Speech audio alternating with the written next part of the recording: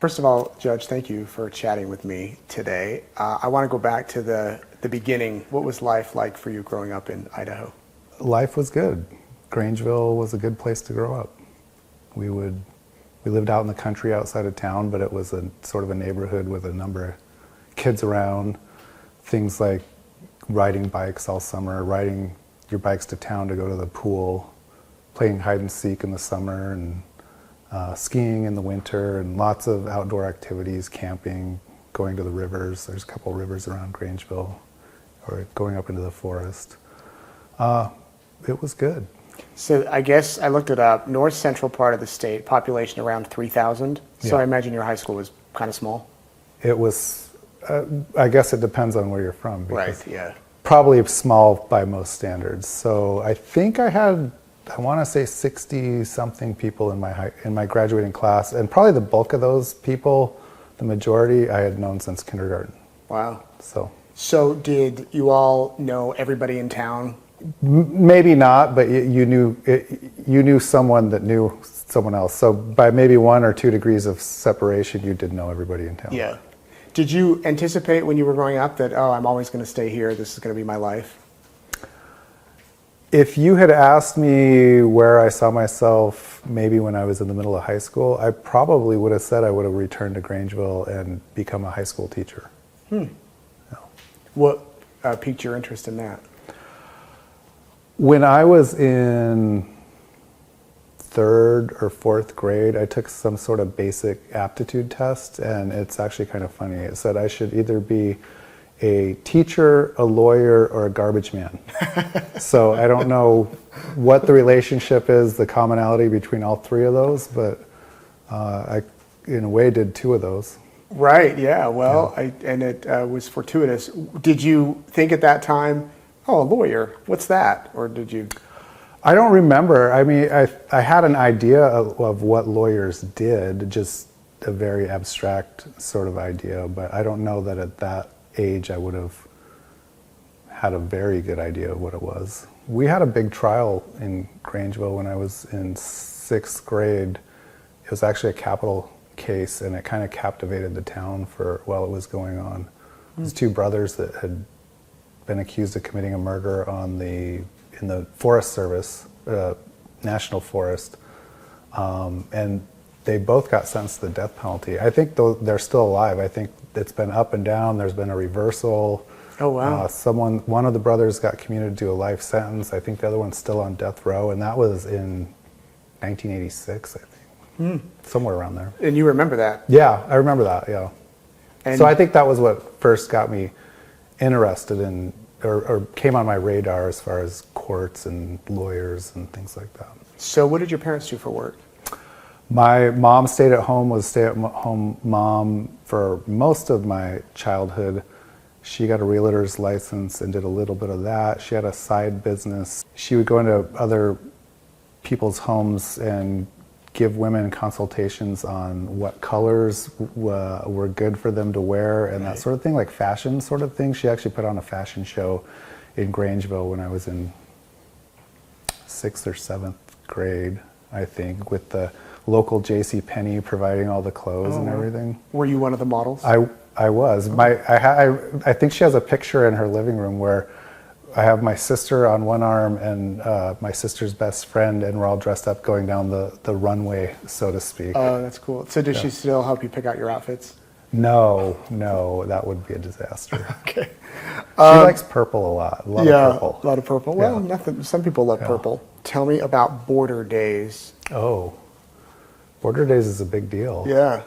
That is anyone who's grown up in Grangeville or any of the surrounding communities knows about border days. It's a big celebration every 4th of July. That's when people have their high school reunions. They come back to town. It's just an unwritten sort of notice to everyone. If you're going to come back and visit, that's the weekend to do it. So depending on when the 4th falls, it's a 3-day thing. It could be the 2nd, 3rd, or 4th. It could be the 3rd, 4th, or 5th. And they have every day there's street sports in the morning for the kids, races. We have a giant egg toss. Yeah, I read that it's the largest egg toss in the world. Yeah, so everyone lines up on Main Street at something like 8 or 9 in the morning, and you start throwing an egg to your partner back and forth, and the distances get greater and greater and greater. And usually the person that wins, the pair that wins, is they're throwing it about a full city block and catching it. And there's, thousands of eggs smashed on the Main Street. And then there's a rodeo and a parade every day. And Yeah, the state's oldest rodeo, from what I read. Did you ever win the egg toss? I never won the egg toss. I have had friends that have, and they take it very seriously, I think, still to this day. And I imagine there's trophies or ribbons or something. I don't know. I remember being a kid in the street races. They'd have different age groups, and you would run the 50 yards or whatever it was, and they would always hand out 50-cent pieces to the winners, and that was always a big deal when you were a kid. Right. So notable people who come from Grangeville, according to Wikipedia. Oh. George and Warren Cowgill. Matt Hill, he's an NFL tackle. Larry Ramos, a Grammy award-winning singer. Ken Schramm, an MLB pitcher. Do you know any of those names? Matt Hill and Ken Schramm I've heard of, yes. I'm surprised your name is not on the list. I would imagine you become notable. What happened after high school? Where did you decide to go to college? I went to the University of New Mexico. My dad had moved to New Mexico when I was in high school. And the typical high school kids, a lot of them think, I need to get out of this state. I need to get out of town. I'm going to go out of state, find some new exciting adventure. So I went to the University of New Mexico. Oh, we talked about what your mom did. What did your dad do? My dad was a chiropractor. Oh, okay. Yeah. It was in Grangeville. It's an interesting mix between, it's on the Camas Prairie. There's a lot of farmers there, but it's also surrounded by national forests. There's a lot of loggers and a lot of back problems that came with that. So my dad had a pretty decent practice there. Is that why you have such good posture? I've never been accused of having good posture. Oh, okay. Well, it maybe kept him in business. Yeah. So, University of New Mexico, and how was that experience? I really liked New Mexico, and I liked, for me, growing up in Grangeville and then moving to Albuquerque, it was like this big adventure. I was like in a big city for the first time in my life. And now being in Phoenix, Albuquerque doesn't seem like it was that big of a city anymore. But right. Yeah, I went to the University of New Mexico, my degree in secondary education. So, so you did study education? Yeah, in college at that point, I was still planning on becoming a teacher. And did you have a subject you wanted to teach? So my senior year of college, I student taught at a local high school. I did U.S. government, I think. It's been a long time. U.S. history and government civics type courses, yeah. When did you decide to switch? To law? To law, yeah. I was about to graduate at 21. I was only at 21, and I thought it's a little early to maybe get tied into a teaching career. Why don't I go to law school and just see what happens? So I didn't really have a specific idea. I just thought, well, I'm not done with school yet. So I took the LSAT, applied to some law schools. Yeah. Was it because you were something particularly piqued your interest, or was it just more, you've got the time, let's go see if I like it? Yeah, I was more of that. I just didn't think I was ready quite yet to start a career that might take me for the rest of my life at the age 21. And when you got to law school, did you decide, I want to go back home to Idaho, or did you just apply all over? And I applied at several places. Idaho was a big factor, though, because I could still get in-state tuition, and it was a fairly inexpensive school, and I'm very happy with my decision. I think the education I got there was great, and I paid so much less than so many people I knew. I knew people graduating with $100,000 plus in student loans, and I got out of Idaho for a fraction of that. What was the best thing about law school?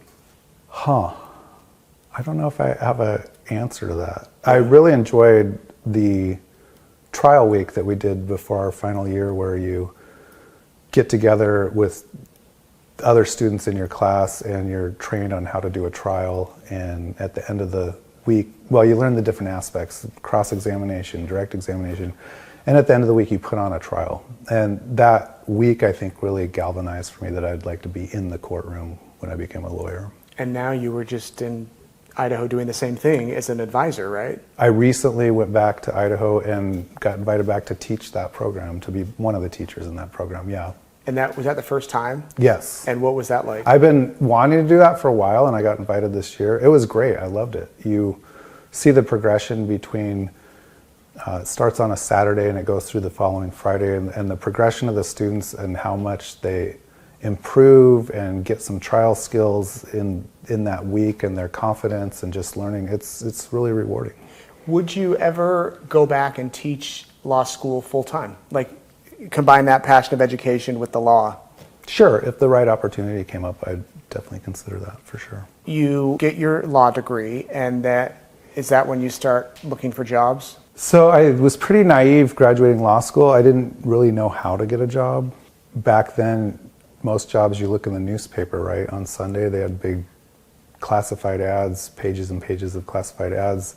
I didn't even know about the bar magazine where most of those ads are, and you don't get that until you actually pass the bar and they mail it to you. So I wasn't even aware of that until after I had passed the bar. So in waiting for your bar results and taking the bar, I should say, and waiting for your bar results was several months.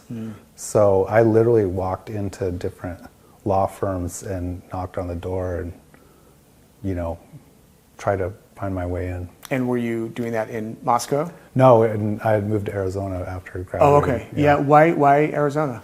I had connections to Arizona, and I knew that I liked the climate. I'd been here before several times, and I just thought it was going to be a better job market.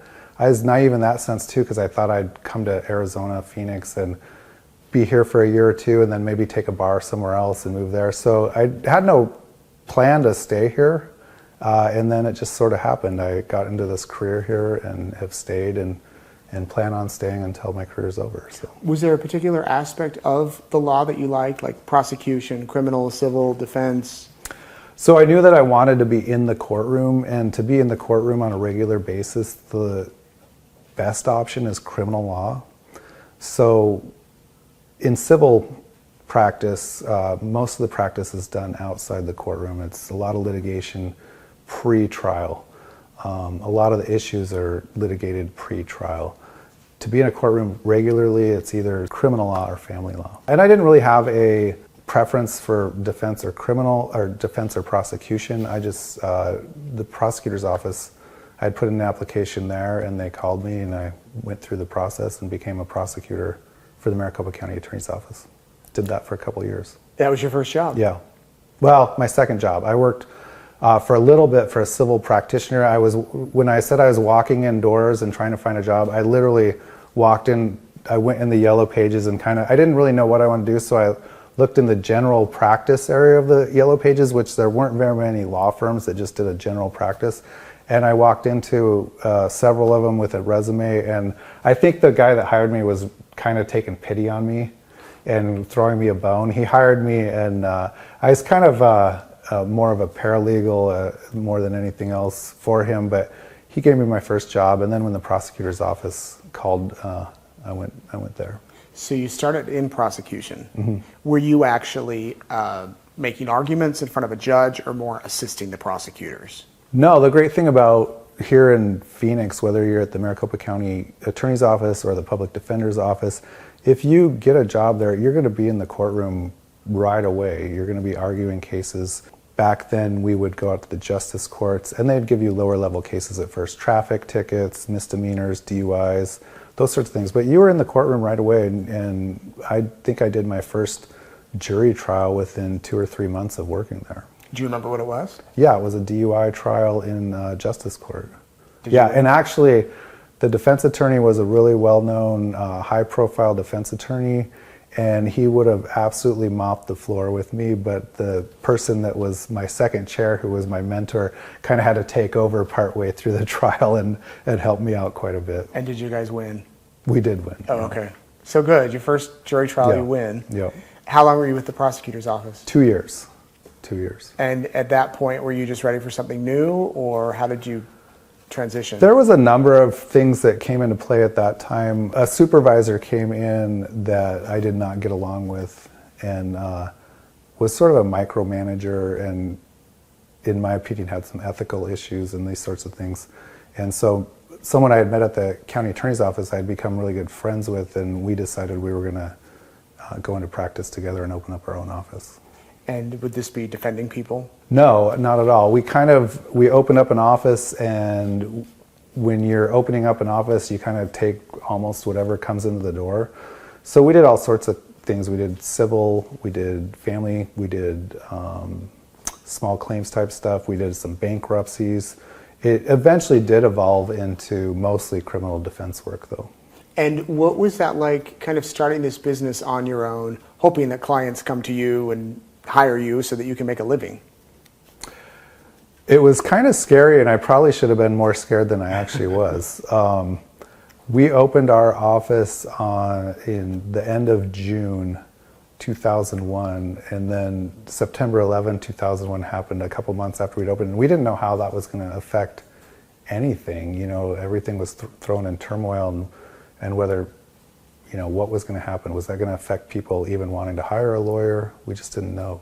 So I just remember that very distinctly when that happened. And you end up defending people. Mm-hmm. And what was that like, going from the prosecution side to the defense side? Did it take a different set of skills? I think it does take a different set of skills somewhat. You have to have a certain bedside manner with you have to build a rapport with your client. A lot of times getting your client to trust you that your advice is what's in their best interest, because sometimes you have to tell them things that they don't want to hear, or you have to tell them things that maybe are probably bad news for them. Also, it's just a different type of advocacy when you're prosecuting versus defending. It's just a different way that you have to present to the jury. I think when you're a prosecutor, you also have already a little bit of built-in credibility and gravitas with the jury, just from the nature of being a prosecutor. So you have to work a little more as a defense attorney to get that sort of consideration with the jury, I think. Do you recall a case where you were the defense attorney that was extra challenging, or one that sticks out to you where you really had to work extra hard? I don't recall having to work extra hard, because I'll tell you that I think I put in the same amount of effort on every case. Yeah. Every case, whatever it calls for, right? I do recall cases that I felt were more stressful because of the particular set of facts or what was at stake, for sure. There's people that will look at, law shows, Law and Order or whatever, and even real life trials, and they'll say, how can that defense attorney represent someone so vile? Or how can that defense attorney, why would they even want that job? Do people ever say that to you, and what's your response to them? Sure. I mean, I've had my own family members say, how could you represent someone like that? So, they're people. When you get to know them, they've done something perhaps very awful.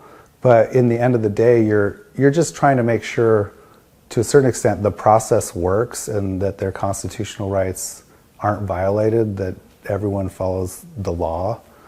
So people say, oh, that person got off on a technicality or whatever. Well, I don't think constitutional rights are technicality, And I've had people that were truly innocent of what they've been charged with.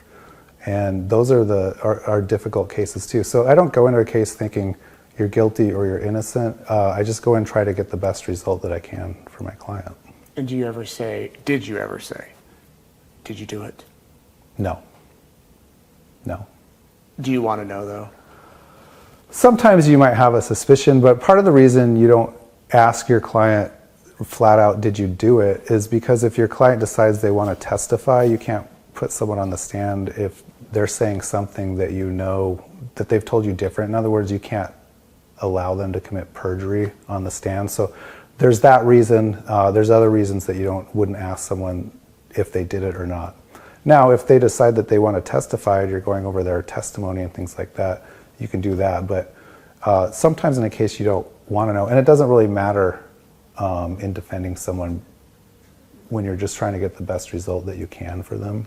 I'd have clients that would say, oh, you just think I did it, or you're just working for the prosecutor's office, or, that can be difficult because you some of these legal concepts are hard for them to grasp, and you can explain to them, it doesn't matter to me if you did it or not. I'm still going to try to get the best result that I can for you. Do you watch legal shows?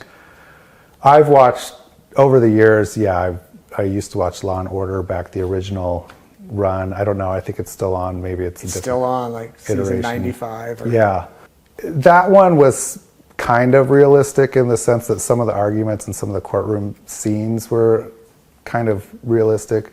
Other ones that drive me crazy, my wife and I, we watched Suits for a while, and it's so ridiculous. I mean, someone gets charged with murder and they're in trial 3 days later, you know, right. Or CSI where the DNA results or the magic fingerprints are run through this thing and they have matches on everything in 10 minutes. It's just, it doesn't work that way at all. Have you seen Jury Duty on Amazon? I have. It's funny. I guess they're coming out with another season. Oh, I thought it was hilarious. I mean, a lot of it was very cringy that I don't think would actually ever happen. Yeah. But it was, I thought it was entertaining, I have to admit. I thought it was pretty good, yeah. Okay, so you have your practice, you're defending people. Were you looking for something more in your career? Not specifically, no. Are you asking why, like... Yeah, how did the judge position come about? So really what happened was I had a really bad experience with a judge in court, and the judge was being just rude, unnecessarily so. And this, to you? To me, to everyone. And this thought just popped into my head, was I could do better than that. And I had never really thought about being a judge or anything at any point. And I think that thought kind of took seed and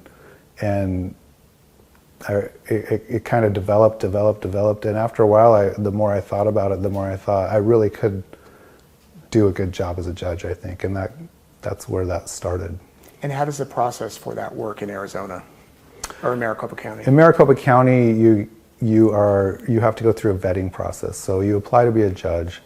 A committee meets. A committee's appointed by the governor. There's a number of attorneys on the committee. There's a number of regular citizens on the committee. There's a Supreme Court justice that usually chairs the committee. And that committee, I think it's about 15 people. They go through all the applications. They vet the applications. They check references. They try to call collateral references.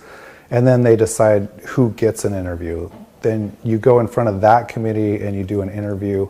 And that committee decides whether your name should be forwarded to the governor's office. Then the governor's office, most governors have historically interviewed candidates. Some haven't in the past, but then you interview with the governor or some of his staff or her staff now. And then the governor makes an appointment, appoints you to the bench. And is that what happened with you? Eventually, I didn't get through on the first time or the second time. It took a few applications, yeah.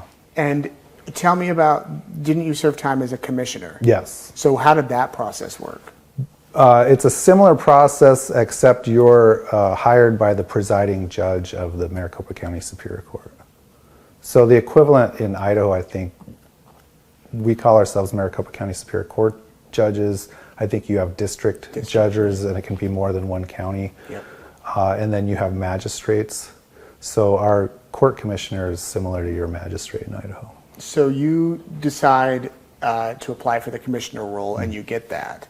And what type of cases are you handling at that point? Me personally, or in general? I started out in the probation violation court. And then I got, after that I was assigned as a special assignment commissioner, which kind of means you're, have legal pad will travel. You get plugged in to fill different spots. If a judge had retired from a particular rotation, family court, you get plugged in to handle that calendar until a new judge is appointed. So I did that for several years too, which I think helped my application process because it showed that I could do these judge calendars and go in and handle these different calendars. And are you called a judge or a commissioner? Commissioner, yeah. So Commissioner Beresky. Yeah. Okay. Exactly. And you didn't get in the first time to be a judge or the second time? Third time? I honestly don't remember. Third, somewhere around there. Somewhere in there. Third, fourth. And is this over a series of years?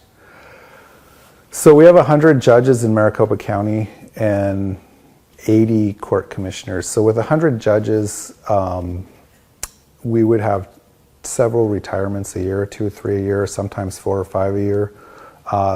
When I was appointed, 3 other commissioners and I were appointed the same day as judges. So at that time there were 3 vacancies. So we must have had 3 retirements. Oh wow! So you're just waiting for someone to retire, Yeah. and then you put in for it. Yes. What was the feeling for you when you got finally selected?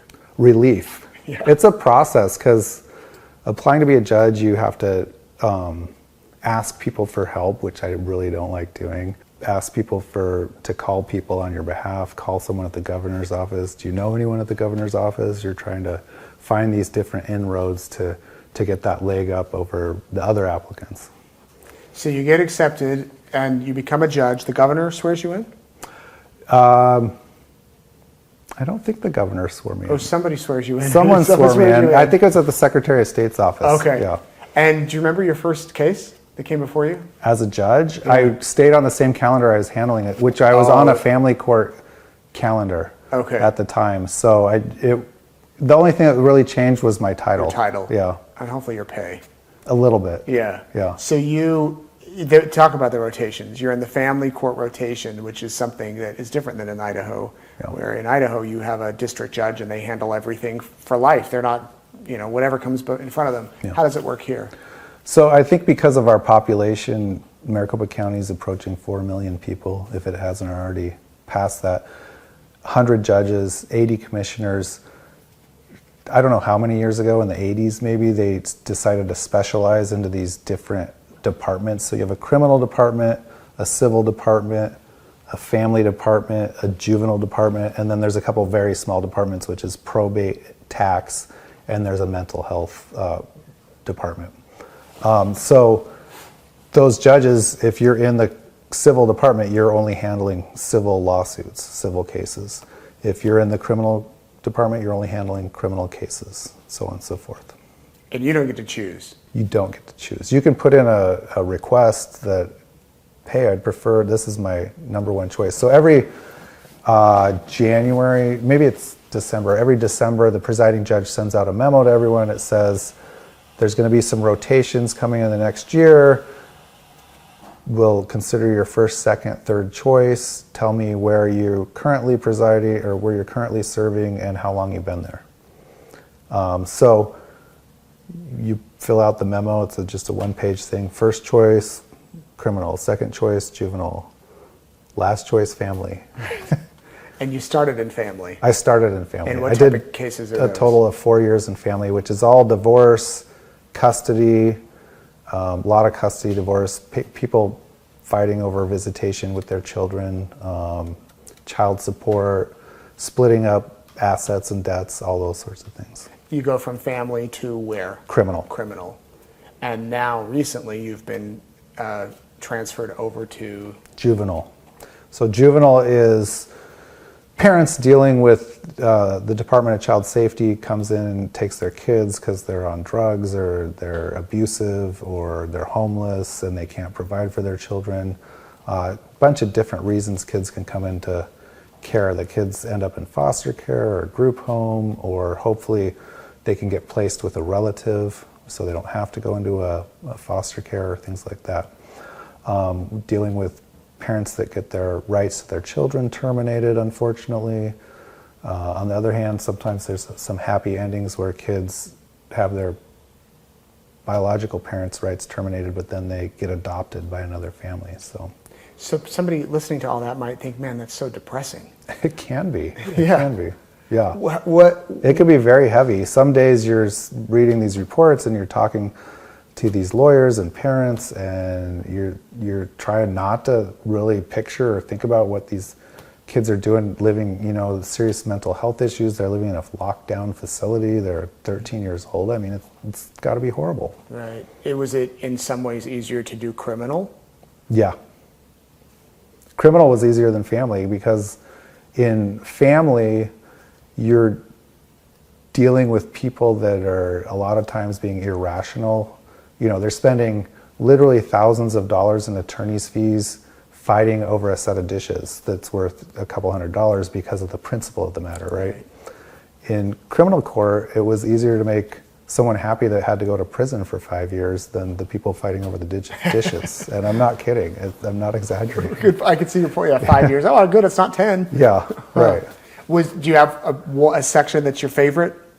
Or as a judge, you're not supposed to have I like favorites? criminal. I was very comfortable in criminal because that was my background. So I felt like I did a good job in criminal as far as doing settlement conferences and trials and those sorts of things. So that would be my number one choice. Just, I don't know if it's the comfort factor. The good thing about our rotations, though, is it helps keep things from getting stale, gives you something new. You have to learn a new whole area of law that you haven't practiced before. So a lot of learning curve. By observation, you run a very efficient courtroom. Is that kind of how you've always been? I think so. I don't have an answer to that. I just run it how I run it. I see it. I think I'm efficient. I was efficient in family court. I guess they do track statistics of how long you've had a certain case open, what's your average case length, settling cases. There's all kinds of statistics that they keep. How long you have cases under advisement, meaning how long does it take you to rule on something. And yeah, I am efficient. How I do that, I don't know. It's just innate for me. Did you learn that or observe that from another judge or something along the way? Because, I've been in a courtroom where a judge can talk for 30 minutes when they really could have done Beresky style and said it in a minute. I guess everyone has their own style and what they're comfortable with. I used to give more soapbox speeches in family court when I first started, and then the same people would keep coming back, and I got a little discouraged not knowing how effective those were. So I think I'm more selective now on my getting on the soapbox. Why do judges not comment on their cases? So, especially for an ongoing case that's in front of them, you can't make any comments because you can't have any sort of perceived bias or favoritism towards one side or the other. And, anything you say could be taken out of context or portrayed that you meant it one way when you meant it another. So we're governed by ethical rules, judicial canons that prevent us from making comments on ongoing cases. And you don't get to choose your cases here? No. They're just assigned? They're assigned. And you just get like an email or something pops up on the docket like, oh, I have a new case today for an arraignment or something? So because we're so specialized, the court commissioner does the arraignment calendar. The clerk's office has some system that they randomly, I picture it like a deck of cards. We have 10 cases today, we're handing them out. So when the commissioner does the arraignment, they'll say, so-and-so, I'm entering a not guilty plea on your behalf. This case is assigned to Judge Beresky. Your first court date in front of him is on such and such date. And yeah, it magically appears on my calendar for whatever date. And then from there on out, I have it unless something changes. And a lot of times, or most times, you go in not knowing anything about the case. Yeah, you purposely, we don't do any research. We're prohibited from doing any research, again, by the ethical canons. Both sides want to know that a judge is making the decision based on the information that's in front of the court. So whether it's a motion to do something and the pleadings and what's in the indictment and what's in the record, they don't want a judge going out and saying, oh, I saw something on Instagram and I heard XYZ, when it may not even be true. So there's reasons for that you don't research something. Also, if you know a lot about a case before it ever gets to you, you run the risk of having some sort of preconceived idea about the case before you've even seen anyone on it. So it's better to not have that. So do you have to avoid watching the news? No, not necessarily, but I don't go seek those things out. I've had plenty of cases where I'll do a settlement conference, and during the course of the settlement conference, I had a case once where a guy had gone into I think it was a Quick Trip, and asked for a pack of cigarettes and then just shot the worker in the head point blank. And it wasn't until I was in the settlement conference that I realized, oh, I think I saw this case on the news when it happened. But I don't have a lot more other than that recollection that, oh, maybe I saw this on the news. So no, we're not prohibited from watching the news. What are your thoughts about cameras in the courtroom? I don't care for them.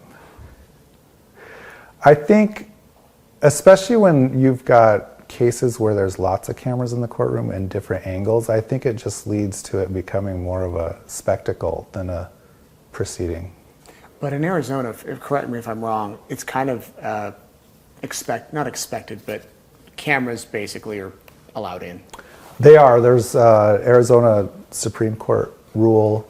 There's case law that says the courtrooms are supposed to be open. It's a presumption that the public can be in, that the press can be in. We have cameras in that record our proceedings anyway. So I think there is that strong presumption that cameras can be in the courtroom. It's just a question of how many is appropriate, what kind of angles are appropriate. Are we turning this into some sort of reality TV show when the focus should be actually on the proceeding itself? What's the hardest part about being a judge? The hardest part? Just some cases are just really hit home. There's just, sometimes you see some tragedy. You get people in front of you that are going through the worst thing in their lives. You have people that have lost a child or a parent. I think we get a lot of vicarious trauma, and we're expected to be stoic, and that can be difficult. I was going to ask you that. How do you keep that poker face and not get emotional, or even maybe laugh or smile at certain things? It can be challenging, yeah. I've wanted to laugh. I mean, I have laughed in some proceedings, or I have made maybe a comment that wasn't the wisest to make during a proceeding. But it can be difficult to maintain that stoic, even keel throughout proceedings. Have you ever had to take a break? Sure. To get your emotions under control? Yeah, I've had cases where I'm just, keep it together. I'm telling myself, don't let them hear the crack in your voice, What makes a good judge? I think a good judge is one who treats everyone that comes into the courtroom with fairness, respect, and dignity. We say that at the start of our proceedings in criminal court.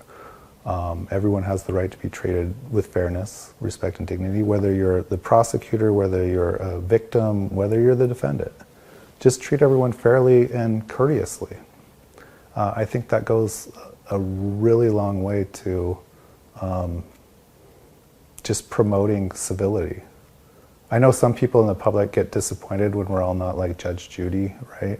And that's entertainment. I don't think that's how courtrooms should work. Do you ever pull out a little bit of Judge Judy, though, in your courtroom? And I plead the fifth on that. No, I've been known to get snarky or make, a wisecrack here and there. So it's not all stoic all the time. Right. I wondered, though, if you sometimes feel prohibited in expressing your true personality. Do you feel the need to always be so serious? And I think it's one of those read the room situations. Yeah. So if I'm doing a settlement conference, it's more casual. I'll have a really casual conversation with the defendant like this about the situation that they're in, about where they see their case going and those sorts of things. So it's really situational. So there have been situations where a joke is made, or tears are shed, those sorts of things. It just depends on the situation. But there's not a requirement that we be stoic. I think part of that stoicism that you see in judges is that they're working really hard at not appearing to have a bias or favoring one side or the other. Because, I remember once there was this judge who had the worst poker face in the world, and the defendant took the stand, and defendant says something, the judge is rolling his eyes and that sort of thing. And the problem with that is if the jury sees that, then they're taking a cue from the judge, and that's a real problem. you seem to really want to, and all judges really want to protect the jurors during these trials. Yeah. Have you ever had to declare a mistrial because something goes wrong with the jury?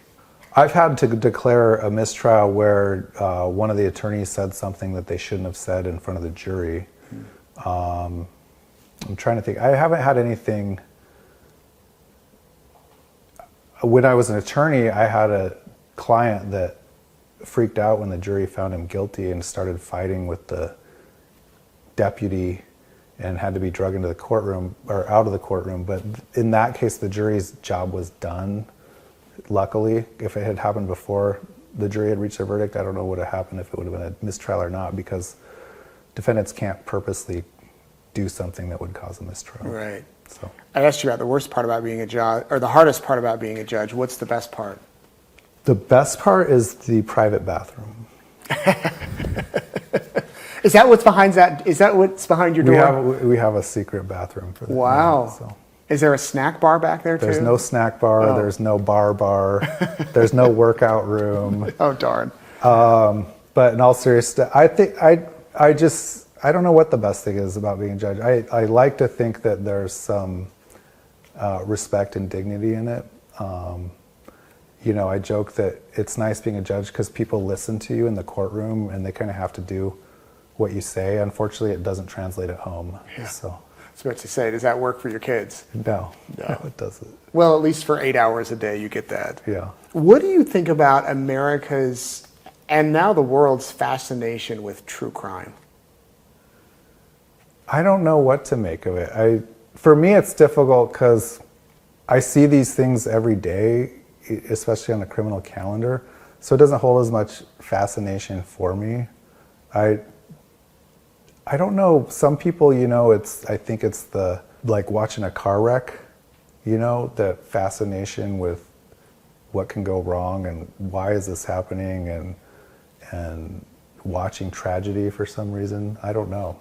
But I don't have an answer to that. But you're not coming home and binge watching the latest true crime show on Netflix. I am not. My wife, on the other hand, is very into true crime shows. Yeah. Yeah.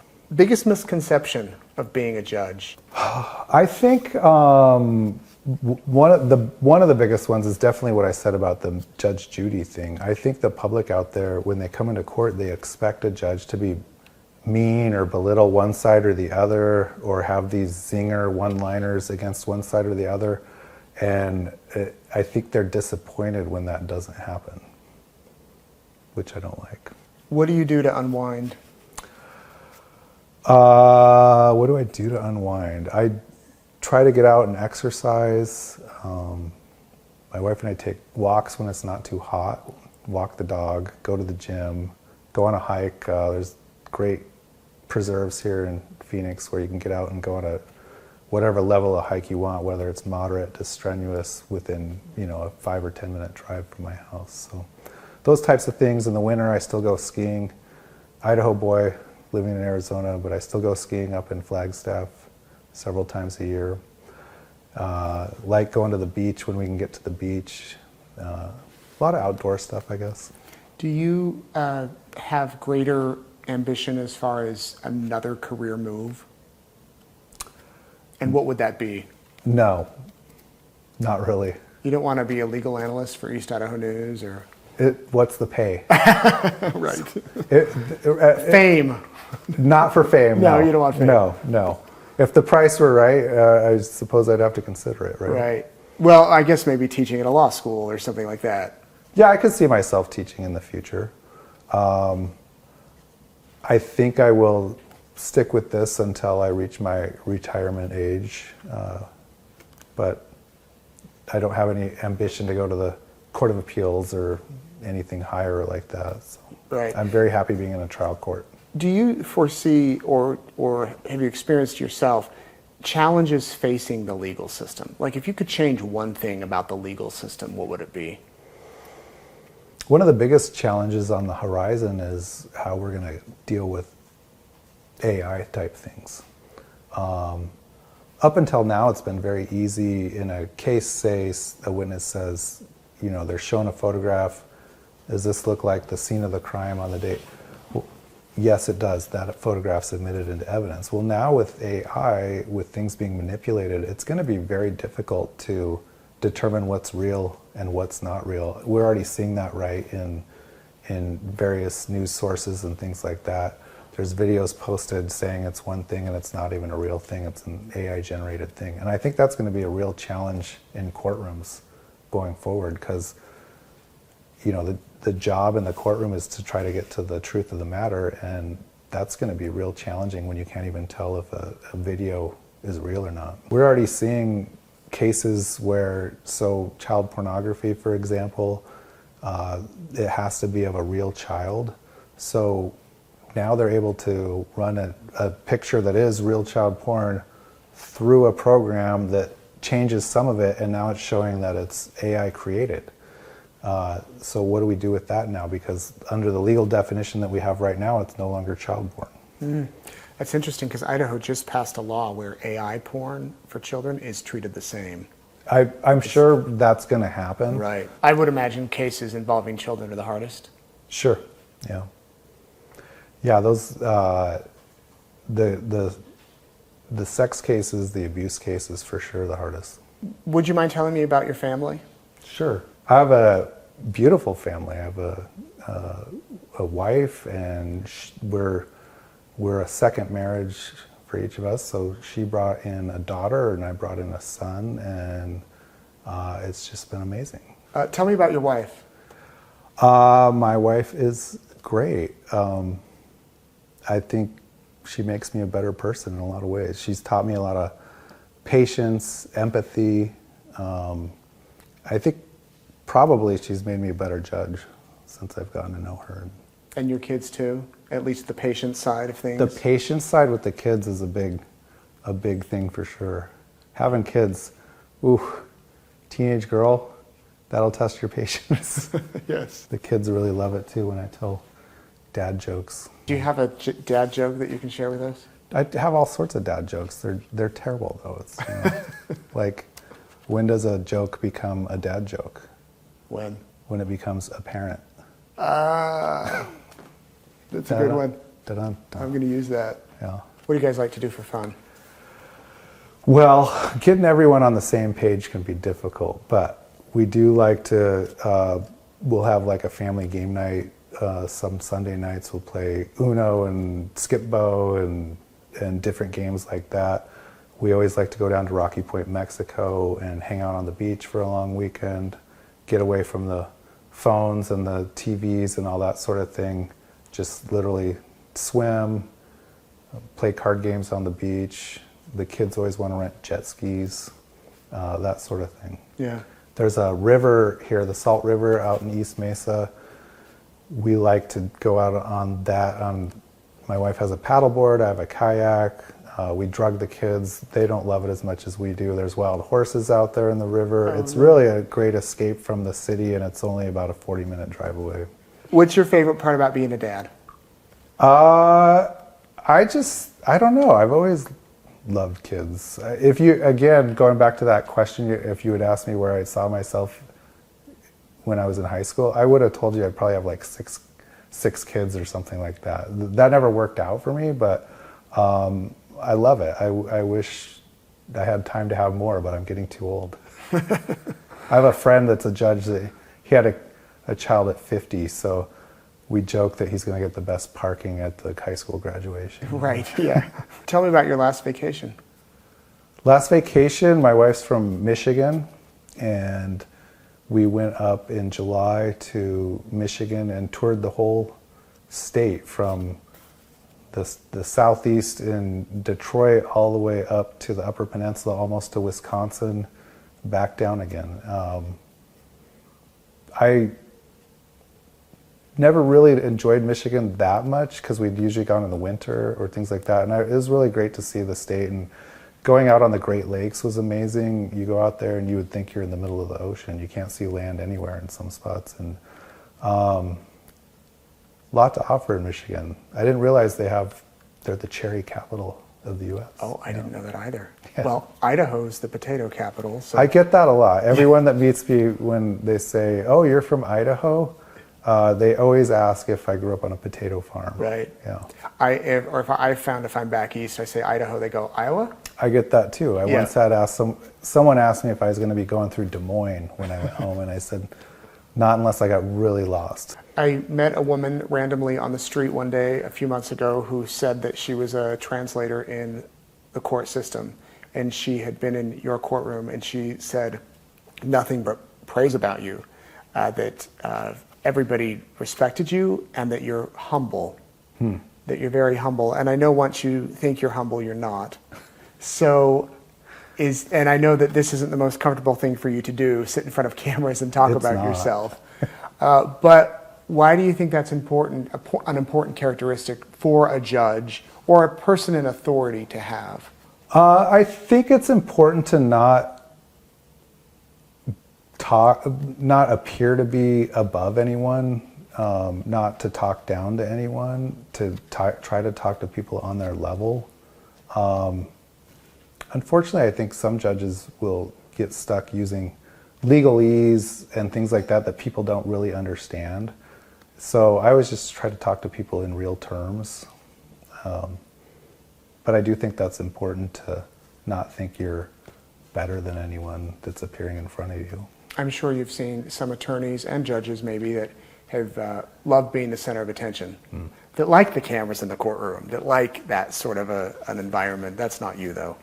I don't think so. I think other people might say that maybe I do, but I don't think so. What do your siblings and your family members think of your career choice?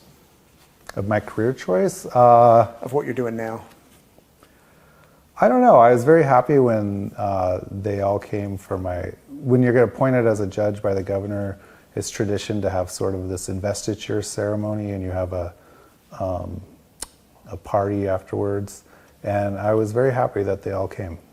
I was like, you don't have to come. It's no big deal, blah, blah, blah. But I was happy they all came.